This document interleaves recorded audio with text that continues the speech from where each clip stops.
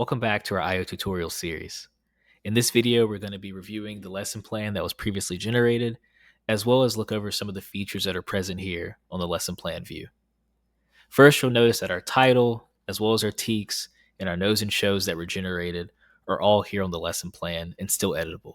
The knows and shows can still be moved and removed, as well as additional knows and shows can be added by you at any point. You'll also notice those related resources and materials are still made available right here on the lesson plan, so you have access to those when preparing your lesson or during instruction. And you'll see in this new section, Planning and Preparation, we also see additional lesson content such as vocabulary and misconceptions and more. All of the content that's here is aligned based on the teaks that were selected, as well as the title and knows and shows that were generated. In addition to this section, we also have content for students. And when navigating there, we'll see our agenda view where you can add your own agenda. And you'll also notice that our teaks have been automatically added here for students to view, but you can also reword them in your own words. And then you can add reminders here that you want to remind your class of. Selecting preview view here brings us to a full screen view that can be shared with students in the classroom. And students can also see this in their own personal planners.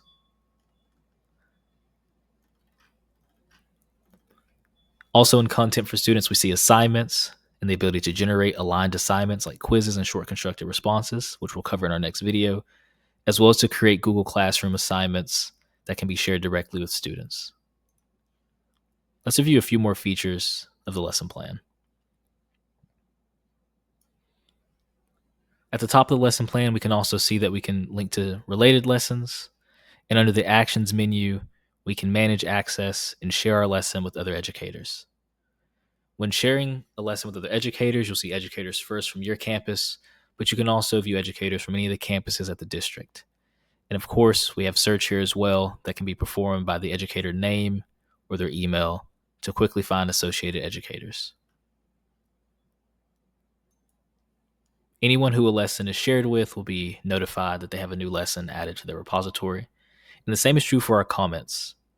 When you go to comments, you can add comments for yourself, but also for anyone else who the lesson is shared with can communicate and collaborate right here in our comments section. Notes can be added here as well for important information and reminders that you want for your lesson. So that's a quick overview of the lesson that's been generated.